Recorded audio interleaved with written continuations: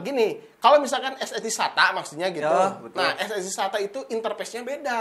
Itu masih menggunakan SATA yang kecepatannya, kalau SSD SATA ya, kecepatannya maksimum hanya 550 megabit per second saja. Tapi kalau misalkan untuk si NVMe, interface-nya kan udah beda.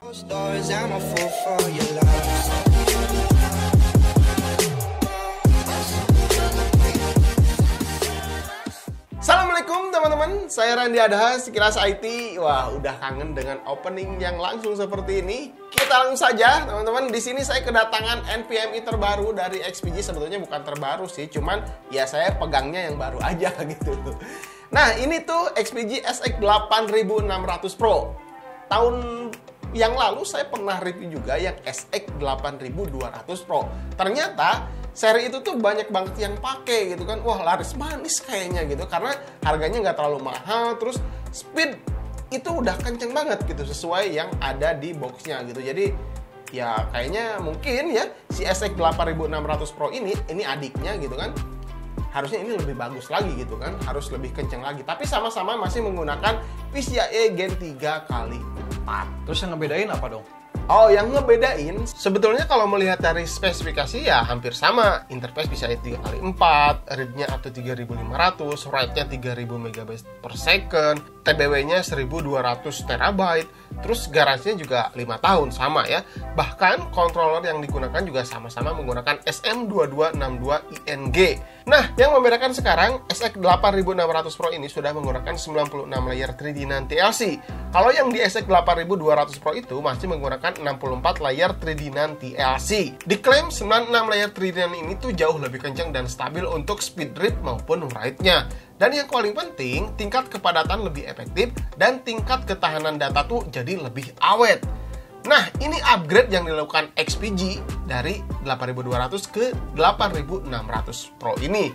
Ini yang membedakan antara dua series itu, ya salah satunya yang barusan saya sebutkan juga. Lanjut, yang nggak kalah penting, SX 8600 Pro ini sudah ada DRAM cache-nya 1024 MB atau 1 GB dari Samsung. Ini salah satu yang membuat NVMe ini tuh makin kenceng. Terus dari kapasitasnya juga ya beda ya. Si SX 8600 ini hanya tersedia 1 dan 2 TB saja. Tapi untuk si SX 8200 Pro ada yang mulai dari 256 GB. Nah, kita langsung saja tes ya ke beberapa benchmark apakah sesuai yang diklaim XPG si kecepatannya ini. Kita akan buktikan langsung. Nah, oke teman-teman, di sini saya akan coba menggunakan Crystal Diskmark untuk mengecek speed, read, dan write-nya si SX 8600 Pro ini ya.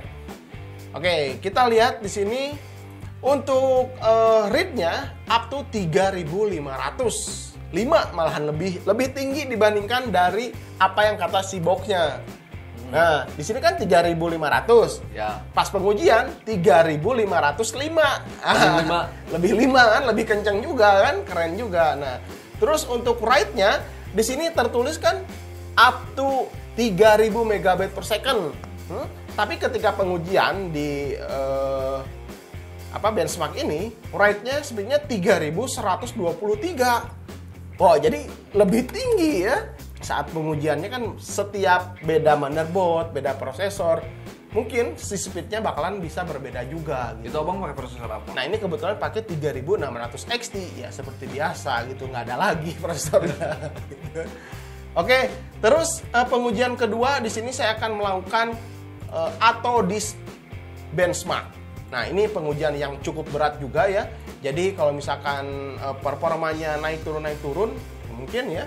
Karena ya benchmarknya cukup berat untuk pengujian si NVMe. Oke, di sini sudah terlihat atau disk benchmark ya, mulai dari 512 bit, rate-nya mulai dari 39 MB per second, terus paling tingginya semakin ke bawah tuh semakin kenceng ya, dan paling tingginya ini berkisar di 3 GB per second untuk write-nya, dan untuk read-nya 3,28 GB per second. Di kecepatannya yang mana ini ya? Yang 128 KB sampai 256 KB. Nanti kalian bisa lihat juga ya di layar ya. Nah, untuk performanya di sini kelihatan cukup stabil, masih berjalan di kecepatan 3 GB ya. 3000 megabit per second. Jadi untuk performanya masih cukup bagus lah gitu kan. Terus yang selanjutnya di sini saya akan coba tes juga di HDTune. Nah, HDTune ini melihat performa grafiknya nanti kelihatan juga ya di layar. Di sini cukup baik juga. Terus sampai akhir kita lihat dulu. Nah, di sini udah kelihatan si HDTune-nya ternyata average-nya di sini menunjukkan 1740 megabit per second. Tapi untuk si grafiknya ini masih cukup stabil ya, nggak ada naik turun. Jadi untuk speed-nya kemungkinan besar ini cukup bagus juga. Oke. Terus nanti saya akan juga tampilkan copy paste gitu kan antara si SX 8600 Pro, terus mengcopy data sebesar kurang lebih 20 sampai 30 GB ke NVMe si SX 6000 Lite. NVMe to NVMe. Oke, kita coba di sini, kita langsung paste saja ya. Nah, kecepatannya 1,2 GB per second untuk jadi kalau misalkan ngopi 20 GB aja, di sini cuman sekitar 20 detik gitu. Bus. Mantap sekali. Mantap sekali kan? Ya, tapi jalan tol. Iya, tapi semakin kesini ya makin turun juga karena ada beberapa file juga yang mungkin kecil jadi cukup menghambat juga. Nah, rata-rata di 600 megabit per second. Tapi untuk awal-awal tadi hampir 1,3 GB. Jadi ngebut sekali lah.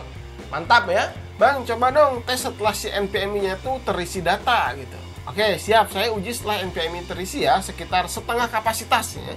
Saat pengujian speed read-nya ini masih menyentuh 3501 megabit per second dan write-nya ini 3122 megabit per second. Masih sesuai klaim spek-nya ya, hampir tidak ada penurunan ya, sedikit gitu kan. Ini udah kenceng, tapi gimana bang? Suhunya? Oke, di sini saya juga sekalian ya tes suhunya pakai HW Info. Selama pengujian benchmark berlangsung hanya maksimum di 45 derajat Celcius. Ini tentunya masih jauh ya ke 70 derajat Celcius. Berarti masalah suhu ini sudah sangat terjaga, adem ya. Terus gimana? Sama harganya nih bang. Oke, ketika saya lihat di official Adata XPG, ini tuh berkisar di 2.150.000-an untuk varian yang 1 terabyte. Ya gimana, harganya cukup mahal juga ya, nggak ada RGB-nya padahal. Tapi kalau misalkan pakai heatsink tipis seperti ini bisa dipasang di laptop atau di PC itu nggak masalah. Yang penting performanya cukup baik. Kalau pilih storage sih ya sesuaikan kebutuhan saja, jangan terlalu maksa pengen yang mahal. Kalau dirasa cukup pakai SSD SATA, ya udah, itu gunakan aja. Itu juga udah kenceng. Karena beberapa PC saya juga ada yang masih menggunakan SSD SATA, ada juga hard disk untuk penyimpanan saja, tapi ada juga yang pakai NVMe. Jadi ya sesuaikan kebutuhan masing-masing. Jadi intinya lah kembali ke pilihan masing-masing. Jangan terlalu maksa. Oke, mungkin gitu aja. Itu sebagian pertanyaan-pertanyaan yang cukup bagus juga. Ya udah sini, buat mimin aja Ya udah. Jual? Jangan, kita pakai aja. Oke, mungkin gitu aja teman-teman. Kalau misalnya kalian punya pertanyaan lain, silahkan tinggalkan saja di kolom komentar. Mudah-mudahan nanti bisa saya jawab atau teman-teman yang lain bisa baca dan bisa membantu jawab pertanyaan-pertanyaan kalian gitu kan. Jadi semakin ramai juga di kolom komentar. Sampai ketemu di video berikutnya. Saya Randy Adas, Silas IT. Assalamualaikum warahmatullahi wabarakatuh. Salam teknologi.